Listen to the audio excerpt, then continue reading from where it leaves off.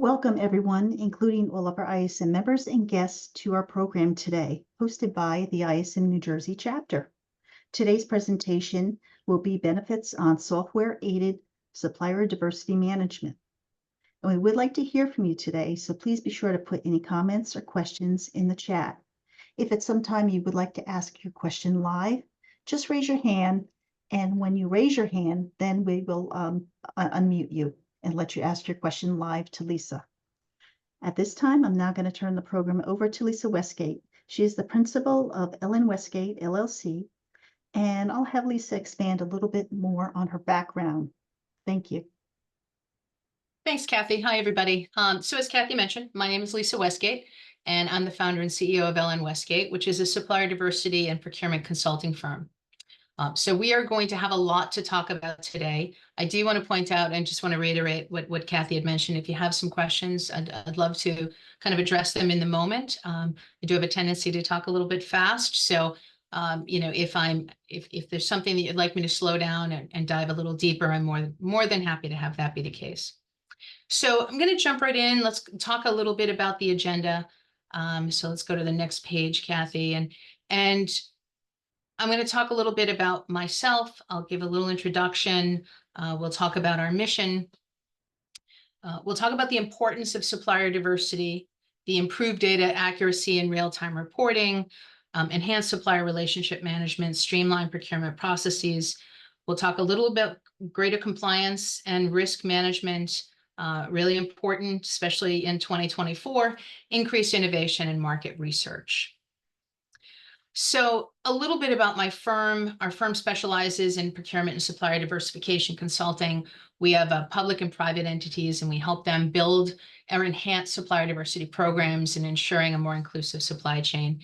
We add an intentional focus on increasing risk mitigation during procurement practices, helping organizations achieve their goals efficiently and securely. So let's skip down to our mission, just to get all of the who we are and what we do out of the way. So our mission is to drive change through business in the business landscape, guiding companies to integrate environmental considerations, enhancing supplier diversity, and adhering to strict governance standards. We aim to create a holistic approach that delivers sustainable growth and competitive advantage to our clients. All right. So let's dive into the importance of supplier diversity. And there's a ton of benefits to them, right? We can always talk about innovation and competitiveness, how it improves the bottom line. And I'm going to say improving the bottom line is one of my favorite points around supplier diversity. And that is, quickly to side note, one of the reasons is that as RFPs are coming into all of the organizations, as you all are producing RFPs and sending them out to organizations, we're seeing ESG requirements going right into those RFPs. So we recognize that that is one of the vettable, I guess, I'm going to start making up words as we go, but it's a vettable process in regards to, do you have a program that is on par with your competitors? And we're seeing some data to support that companies that don't have robust ESG programs are actually losing out on business, affecting that bottom line. Access to unique perspectives and solutions, important, respond more effectively to market change. That's another really big one, right? When we talk about innovation and we talk about market change, and we're going to dive into that a little bit more when we start diving into supplier relationship management, but understanding what's happening in the market is vital. Strengthening your supply chain, mitigating risk. So the approach ensures fair assessments of all suppliers based on merit and capability rather than size or diversity status alone, right? So I want to throw that out there right at the top. So we want to talk about a supplier diversity program that is built on the equity of invitation to bid on RFPs, right? It's a strategic business practice that, properly implemented, can lead to increased innovation, supply chain resilience, and enhanced overall business performance. So let's jump to the next page on this one, Kathy, if you would. So I want to be transparent in the fact that I'm going to have different screenshots from different data companies, different supplier diversity programs, right? So I am software agnostic, right? So I work with a lot of different clients, and each client does not have the same software. So I picked up some different pictures or different screenshots from multiple suppliers. So for this one, I picked up a shot from Tealbook because I want to talk about improved data accuracy and real-time reporting, right? And one of the things that Tealbook offers is ensuring your data is continuously enriched and routed across your systems and tools. And they can do that in kind of a flat file, as many suppliers can, right? Flat file or API. Why is it important? Well, it's important because accurate data fuels procurement. It mitigates risk and it enhances supplier relations, right? But you have to have that. You have to start from that good data starting point. That's going to help you identify reliable suppliers and negotiate better terms. You're going to understand what the market looks like, right? If you're using automated software that's going to, by essence of breaking down your spend based on categorization, criticality, right?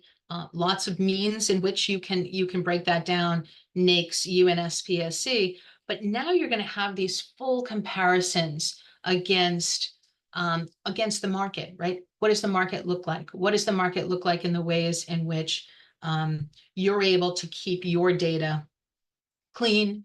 You streamline your processes. You're going to boost your transparency. I want to talk about better decision making and enhanced transparency because that is, I love that expression that data is often referred to as the new gold, right?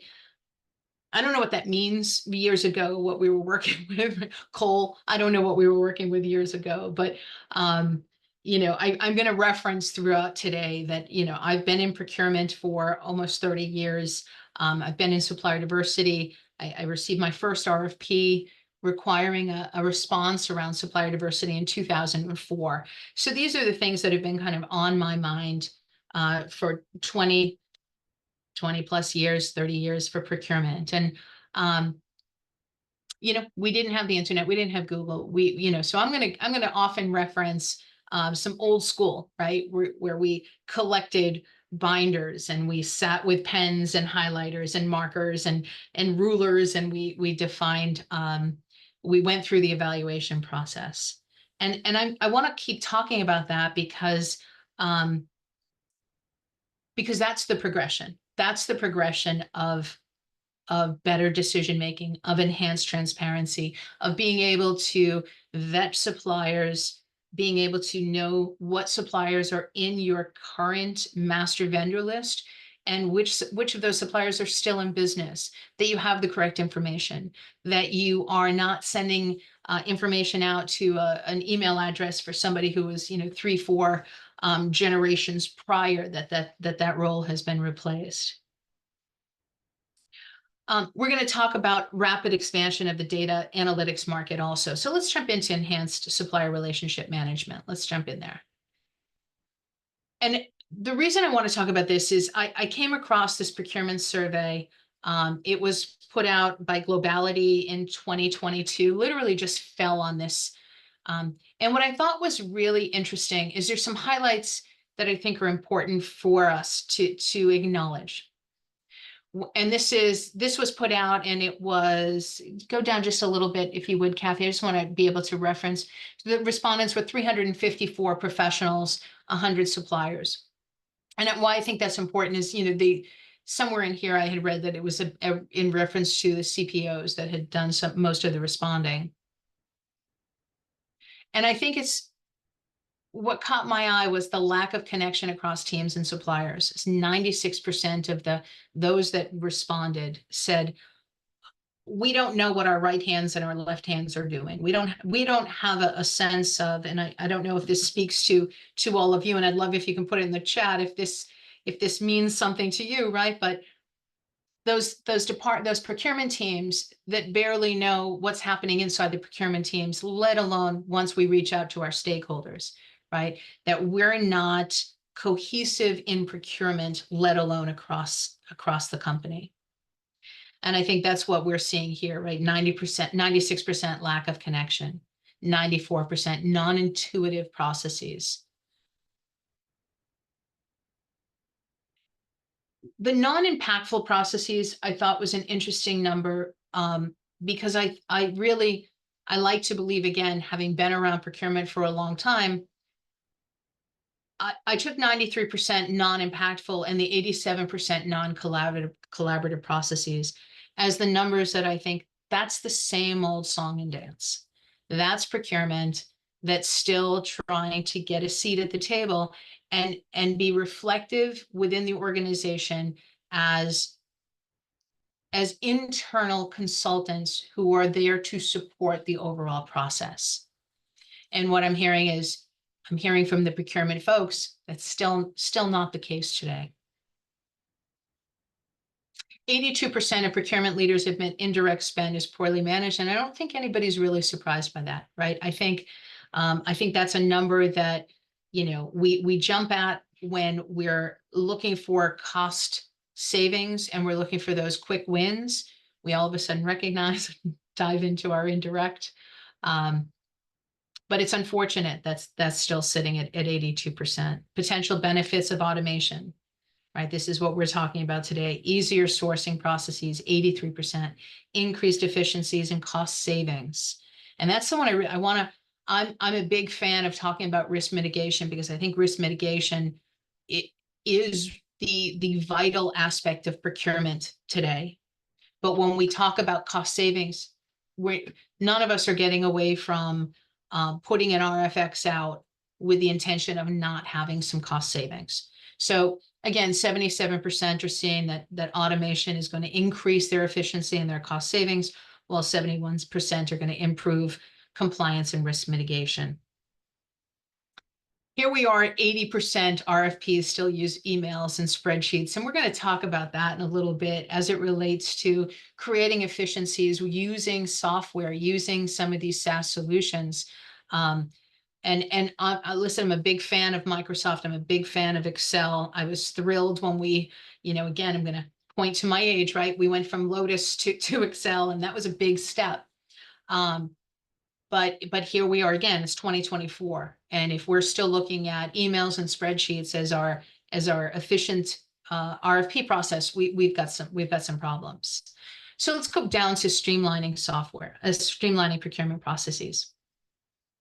So I took this screenshot from Looper, and another interesting software out there, right? They connect buyers, suppliers, and other stakeholders in critical moments to maintain a resilient supply chain and realize an organization's objectives. And I think, they do this in the way of dashboards.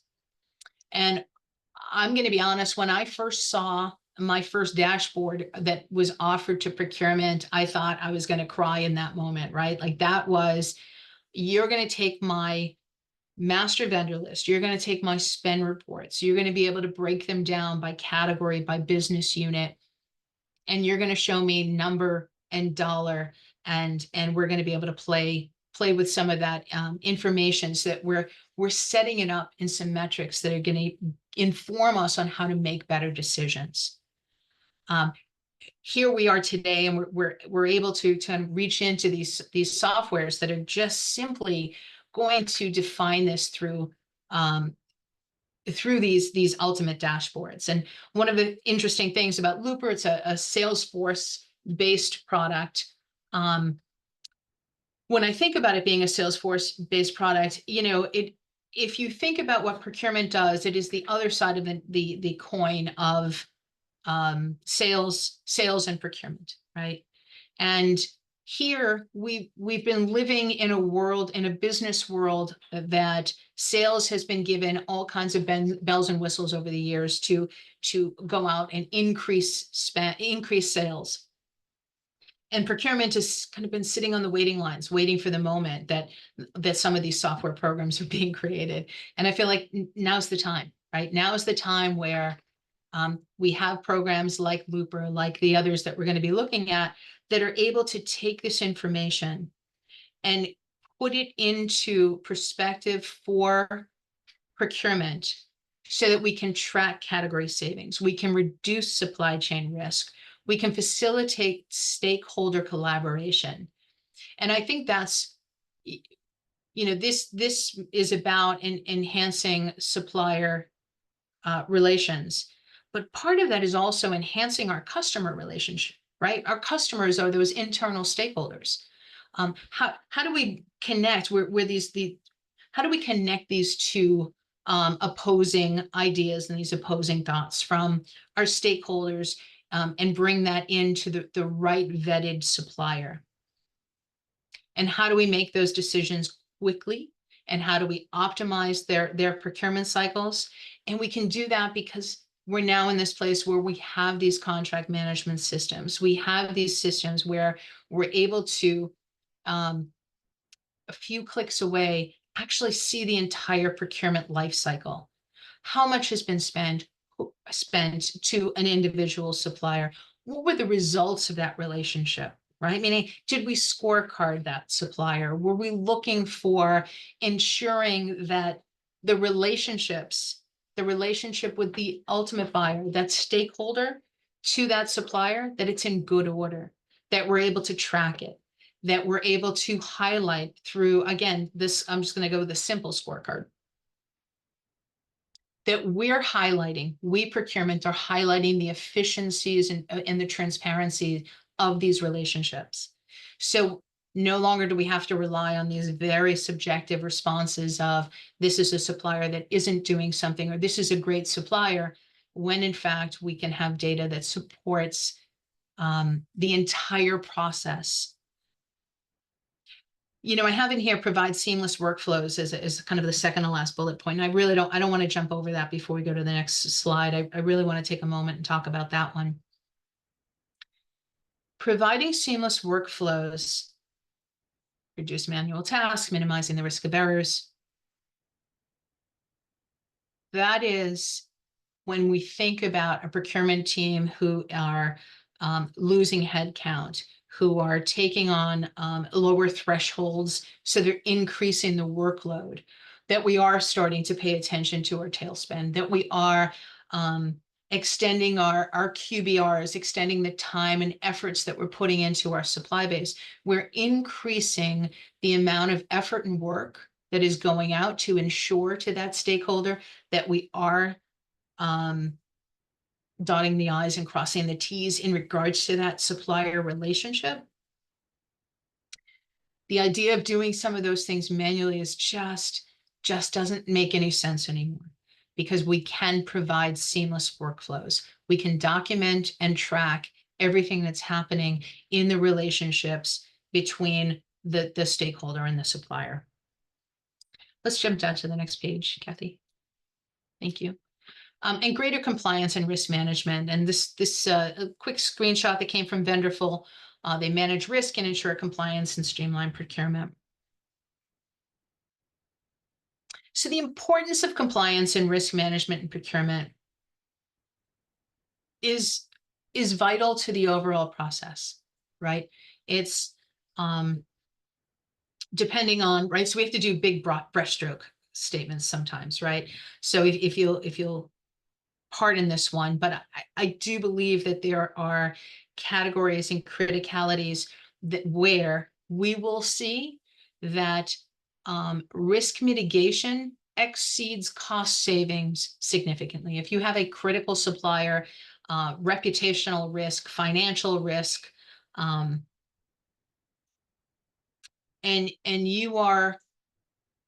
you have that regulatory and legal requirements of these specific suppliers or these specific products, this is where we're going to get the opportunity to mitigate some of those potential fines and legal issues. So when we talk avoidance and cost avoidance around potential potential fines and legal issues, the mitigating supply chain disruptions was something that we all understood. I believe we understood, right? That's part of our job. We should mitigate supply chain disruptions. I think we were we were brought into a PhD level of understanding during COVID, right? We understand what happens when our supply chain has disruptions now. We innately understand it. How do we avoid it? How do we identify those risks prior to them happening? And here's things where we talk about, you know, unfortunate ship that hit a bridge in Baltimore, right? So nobody had that as a I wouldn't have had that on my stress test. I wouldn't have been questioning that. But what I would have questioned was, how is this, what is the business continuity around the shutdown of Route 95 as it relates to these three suppliers? Where do we know that? Where do we keep that information? Where do we know that kind of first, second, third tier of raw materials of where they're coming from? How do we talk about that in a way that's transparent? How do we talk about the accountability through the procurement life cycle so that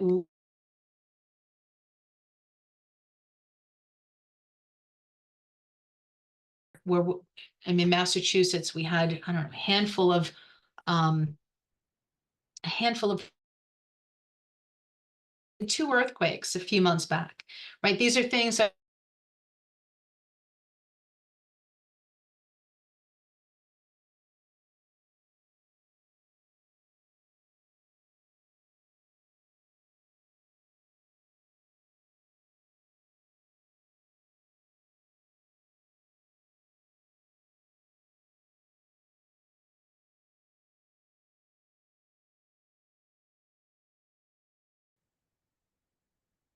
there we are.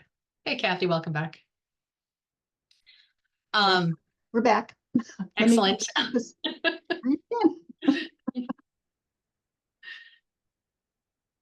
Thank you, LJ. Thank you, Laura. Thank you. So we were talking, the timing of that was very funny. Thank you, Kathy, for proving Yes. a point. How did we pivot, right? So we pivoted with me just saying, oh my gosh, I think we lost Kathy. But how do we pivot around making necessary decisions in the moment? We do this in a few ways, right? We have centralized data. So we ensure that that we are collecting and maintaining good data. We are allowed to then create some automated processes that are going to be able to support that. And it's going to improve our decision making, and the reducing the likelihood of fraud and corruption, I think, is a really vital one for many industries. Most, I'm going to say every industry, but there are some industries to mind for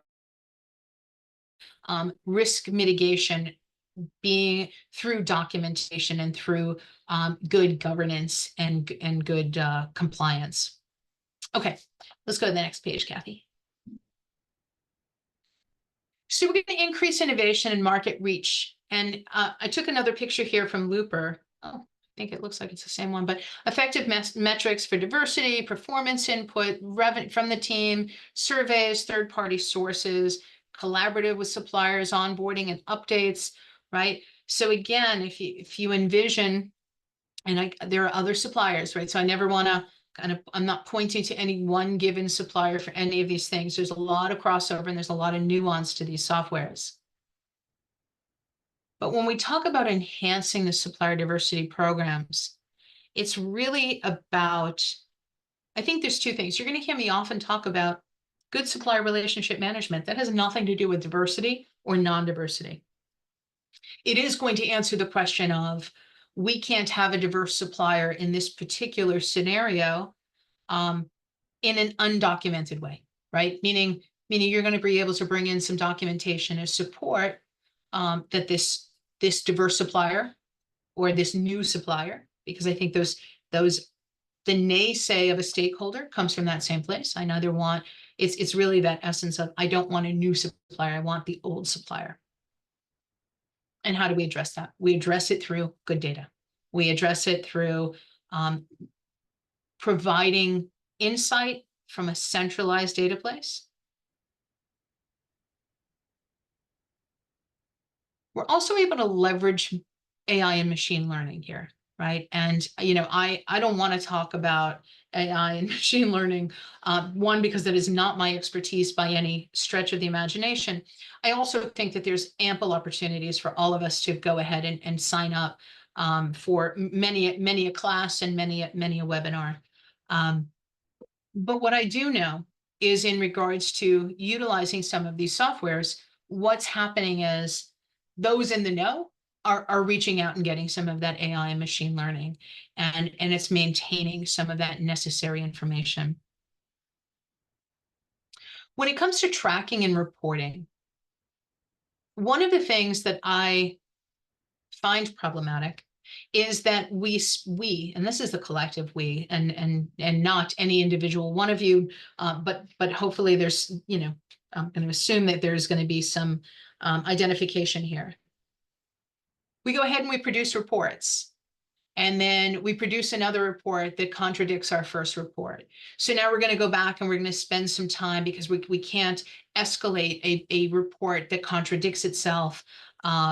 So we're going to spend so much of our time in the creation of these reports in this inefficient redo. And we're not going to hand off and have someone else perform these reports because there's all of this rework that goes into it. In an automated tool, we're going to have a little bit of a luxury in the fact that the keeper of the data is not within our organization. The metrics that are being reported have already been previously established, as well as there's always some ad hoc opportunities, right? But we've identified what our intention is and why we're doing this. And I'm going to argue we don't talk about the why maybe enough, right? Because why do we want to bring on new suppliers? Again, minus the word diverse in this one. Why are we bringing on new suppliers? Well, we want to bring new suppliers because we're going to make some procurement arguments, right? We're going to argue that by bringing on a new supplier, we're going to have that competitive edge. They're going to put pencil to paper. They're going to, all of those wonderful sayings we're going to go back and we're going to kind of push them around a little bit to reassess the pricing and to come back with something a little bit better for the organization. I'm also going to argue, and I'm going to get to this one again in a few slides, but the more RFPs or RFX that are sent out to the broader number of and diversification, not diverse suppliers, though hopefully they're in there, but the diversification of suppliers, meaning we're not looking for one specific location. We're not looking for one specific box store or one specific mom and pop store. We're looking for diversified criteria of suppliers that are going to be able to either perform or deliver said widget in that per the requirements. The more those RFPs go out, the higher likelihood and of savings will happen in the more RFX that go out. I hope that sentence made sense. Meaning the more you send them out, the more responses you're receiving, the more likelihood of savings, of cost savings in that. In addition to those cost savings, what you're also finding is the ability to then add those diverse suppliers in is going to bring that compliance with diversity goals, right? It's not, and I'm hoping none of you have a program that is, we send out 5 RFPs and we guarantee 1 diverse supplier. My question to you would be, what's your intention and why are you doing a diversity program like that? And I say that because if you're sending out 5 and 1 is going to diverse supplier, you have a 20% chance of closing a diverse supplier on any given contract. The chances of you moving your needle, simple math, probability of you moving your needle of your diversity program is quite low. But if you're dashboarding your suppliers, if you're speaking and if you're communicating with your stakeholders in regards to their needs, their wants, their wishes, and you're consolidating data and you're receiving certification information and you're analyzing your risk mitigation and you're building the intentional resilient supply chain, you're going to find your program is going to drive economic impact and foster innovation, right? And how that, I don't mean to imply in any way that you bring in a program and all of these things just happen without them. What it's doing is it's giving you the ability to build out your strategy using the data that's necessary to do so. Let's go to the next page. And please, if there's any questions, throw them in or throw your hand up. And so let's talk about tier 2. So I've been doing supplier diversity now for 20 years, and I don't typically recommend that you start your program and you just jump right into a tier 2 program. Doesn't mean it's never been a recommendation of mine. It just means it's not a typical, right? You really kind of want to get your processes down in regards to your tier 1 supplier diversity program. But I don't want to overlook the fact that tier 2 is it's a next stage of a supplier diversity program. It's a means in which you utilize your supply base to build on their diversity programs, right? So if you do business with ABC company, you were saying to ABC company, what is your diversity spend with other suppliers? And then they say this, my diversity spend is X, and they report that. And we have a screenshot here, another Tealbook screenshot, right? So this is where suppliers can securely upload their tier 2 spend data quarterly or annually, keeping it private until released. Organizations can then allocate this diversity spend to their clients by percentage or amount, resulting in a consolidated tier 2 diversity spend report. Again, I'm not going to knock Excel ever. I managed a tier 2 program on an Excel spreadsheet. I wouldn't recommend it. And the reason I wouldn't recommend it is you simply don't have to. I wouldn't recommend receiving an RFP in a binder with having 7 people sit down and highlight and use rulers and pencils to calculate an evaluation either. It's an easier process to do this. It's an easier process for your supply base to be able to share their spend in a way that is impactful. It's impactful to you because you're going to be able to use the spend. Let's turn that needle, or let's turn that around one time though. If you are creating a supplier diversity program for the sake of we need a supplier diversity program because our competitors have one, and we've been challenged to create a program to be on par. Well, good enough, right? You're looking for a certain percentage.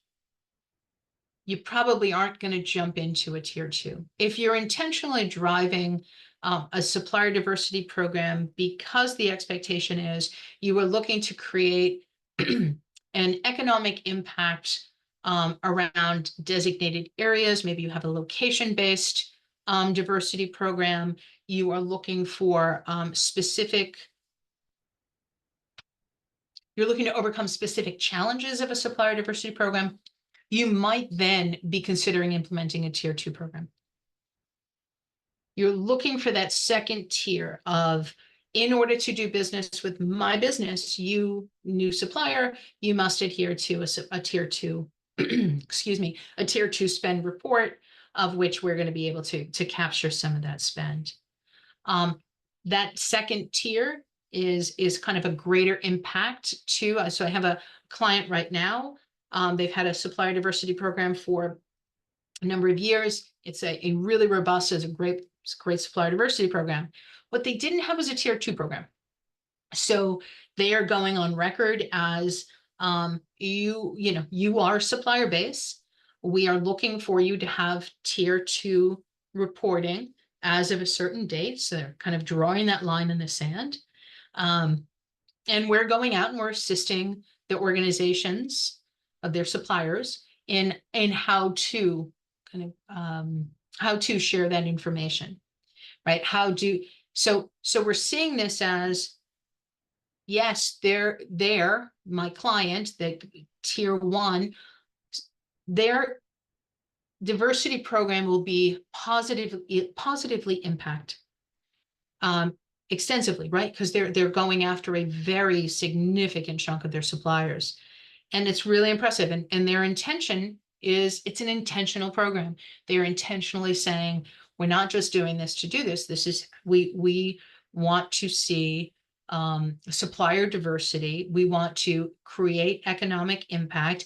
And they've chosen a geographic area because that's where most of their suppliers are. And they're looking to fundamentally show how their business has been able to impact in a positive way that specific location. It's very neat.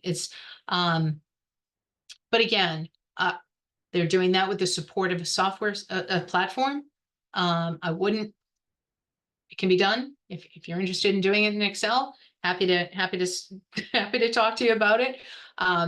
But when I tell you that a platform that's been created for the sole purpose of the collection of and reporting of tier 2 spend, it's apples and oranges.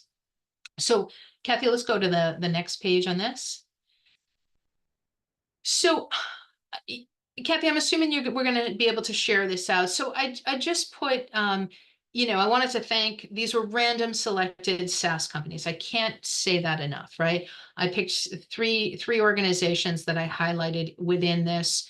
I talked a little bit about their key features and their contributions. If we go down another page, I think I have highlighted another bunch of suppliers. Nope, right here, I'm just going to ask for questions before we jump any further. But I'm gonna talk a little bit just for a few minutes about other suppliers that perform in the same venue. But are there any questions, comments, concerns right now? Have I left anything dangling that we want to address more?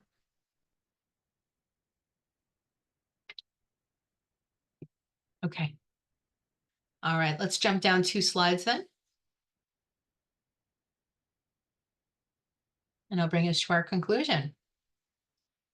So software-aided supplier diversity management is essential for building a more inclusive, resilient, and innovative supply chain. I think we've talked about that.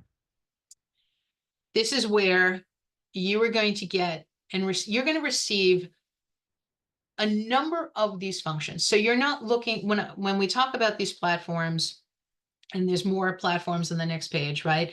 We're not talking about one individual solution. We're talking about, it's offering solutions around your processes, on your risk mitigation, on how you're going to be able to drive your sustainable growth. The reporting mechanisms alone are going to be able to assist you in building out your strategy. This is where today we're talking about supplier diversity, but these programs, these platforms, they are about suppliers. The fact that they're diverse is just one more filterable. I'm going to create a new word, right? It's one more means in which you can filter or vet a supplier. So when you go into any of these softwares, and this on the next page is going to be some more, right? When you go into these these platforms, you're going to be able to look for suppliers that perform a function. You're going to be able to identify that function either through a NAICS or a UNSPSC code, or some of them by language. You're going to be able to say, so I'm here in Boston. I want to see, I want pens delivered to me this afternoon. So who do I have in Boston? Who do I have within a few mile radius of me? I'm going to be able to go in and I'm going to be able to filter it by that. I also want to know, do they sell the specific pen? I might be able to drill in and see that on some of these platforms. I also want to see if they're diverse, and maybe depending on the industry I'm in. So if you do business, I'm going to point to the VA for a moment. If you do business with the VA, Every year, part of your reports to them are going to be to define specifically, broken down by particular certification, where you are, what your goal is for the next year. So if I see, because this can be up to the minute. So if I'm seeing that I am shy on my women-owned businesses or my LGBT businesses, I'm going to be able to go in today and search for my pen specific to that certification. In addition, I'm going to be able to look for other functions, ISO functions, or some of the other certifying sustainability, which we haven't even, which is another event to even talk about. We're going to be able to narrow the scope in which we seek suppliers. And I want to highlight that supplier diversity is really broken into those 3 tiers. And these 3 tiers are pretty much the same as procurement, right? How do we discover, how do we find the suppliers that we're seeking? Once we find them, how do we retain them? And it's nothing to do business with one supplier one time. That is not a supplier diversity program. There are times that that's a requirement. You have a quick one thing, you're going to get that done. But I'm talking about how do you increase your supplier diversity program, create a robust program where you have relationships with diverse suppliers, where you're seeking market research, you're jumping in and getting some of that innovation. You want to keep those suppliers, right? It costs a lot of money to search for them and find them and get them onto contract. Are you working well with diverse suppliers? Are you, there's a lot of different types of supplier diversity programs, and you can certainly earmark or you can add points, and there's ways to talk about that. But at the end of the day, I'm a real proponent of, are you asking sole proprietors to respond to 7-hour RFP responses, right? And then do you wonder why your suppliers aren't responding? Are you vetting your supply base for specific functions in a way that doesn't become time consuming? Again, you have to, I don't want this to be on record that I'm not saying don't have the questions you need and want answered. You must have those questions you need and want answered. Is there a way to simplify the process? You know what, Kathy, can we go up to, we got a few minutes. Can we go up to 3 screens? I think it is. I want to, where vendorful page. No, it's not here. I'm sorry. It's on another one. No. Okay.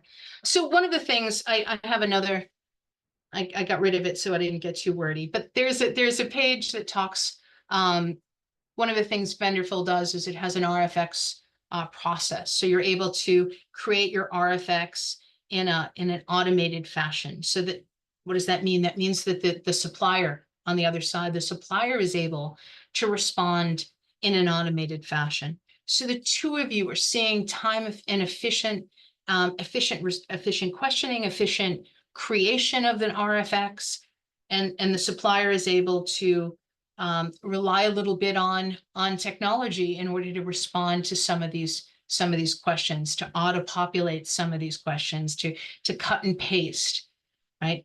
That's how that simplification can happen. So again, a proponent of you must receive all the information that you require for any given RFX. But how you go about asking it, is there a way to think about that in a simplified fashion? One of the 2 other big issues from the small business perspective, what we hear is, I go in and I apply to their onboarding. I go in and I say, I'm a vendor and I'd like to do business with you. Is that the most efficient? Are you going through that? Are you going through and circulating the suppliers that have gone ahead and taken the time and effort and energy to say, you company, I'd like to do business with you. I'm not saying that you owe them something, but at some point, what we're recognizing is that small businesses are not so responsive to completing some of these onboarding mechanisms. Again, there's technologies out there, Graphite Connect comes to mind, right? The ability to go out and use a service that's going to automate the process of onboarding. last note around doing business with small businesses and suppliers, because again, small business, diverse businesses, I would argue that they have the same mechanism for entering into doing business with large businesses, right? Is payments, right? So one of the other problems that we're hearing from small businesses is 60, 90 days that puts me out. They're covering payroll. So if you can, for your diversity programs, give some consideration to 15, 20-day terms when it comes to certified suppliers. That seems to make a lot of sense. And it's again, back to that retention. How do you retain the suppliers? And the third pillar, I almost forgot to come back to that, right? So we have discovery, we have retention. And the third one is, how do you develop a supplier? And that's a really robust method of working with small and diverse suppliers. What do people need to do business with you, right? And it's not, how do you think about mentorship? How do you think about collaboration with some of your large suppliers? How do you make and create some of those relationships? How do you assist businesses in maybe building out some partnerships? What does that do for both sides?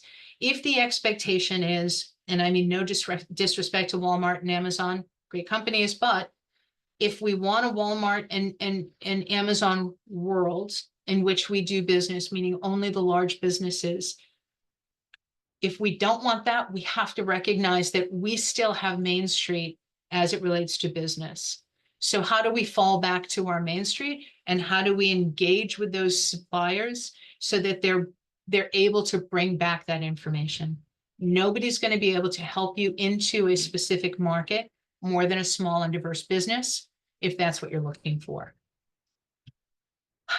Kathy, I feel like I talked a lot here. I'm hoping that I'm hoping everyone received what they came for today. I don't know if we want to open it up to any questions right now. Hi, everybody. Just please put something in the chat if you have a question for Lisa. She is here and she would love to, help you out. Especially, are you starting a supplier diversity program, or do you have one already set up?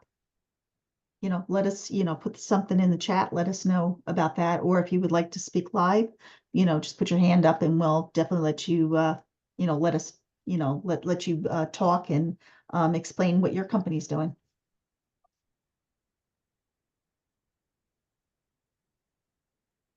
Lisa, do you have any final thoughts on, if someone is, say they have not actually started a program, or management is now thinking, well, I think we have to actually start a supplier diversity program, what would their steps be? That's a great question. So, I think it's twofold. I talk a lot about intention plus action plus data equals supplier diversity. I've usually put that out there at some point in time. But, and what I mean by that is, if you think of those three pillars, if you think about the intention of a program, you have to know why you want to have one and what success actually means to you. You have to know what the processes are. What's your actions? What's your process? How are you moving and shaking things, whether it's to your category managers or to your stakeholders? How do you initiate and move those conversations? And then data, right? And again, this today was supposed to be around the benefits of data. You don't have to do this alone. And that really comes from professional services as well as the data expectation. The days of building our own reports, they don't have to be there anymore. I don't sell data, so this is coming from an agnostic point of perspective. But in order to get that work completed, your best bet is to go ahead and move forward with any of the many diversity programs. One of the things, Kathy, that I've been doing for a handful of clients this year, which never dawned on me to do before, is assisting with steering committees, right? Because I think it's important to have a steering committee that has some stakeholders, has procurement, has some leadership in it, so we can talk about, again, why are you having a diversity program, and what are you trying to, what's the goals of it? Because once you know the goal, then you can build the roadmap. Definitely. Well, thank you very much, Lisa. This is very educational. As everybody, many of our ISM chapters are very focused on supplier diversity. So that's why we like to bring these topics to all of our ISM members and to various chapters around the US. So thank you so much, Lisa, for taking the time and spending the afternoon with us. And thank you, everybody in the audience, for joining us today. At this point, I'm going to close the program out and I'm going to say thank you and all enjoy the rest of your week. Thanks, everybody.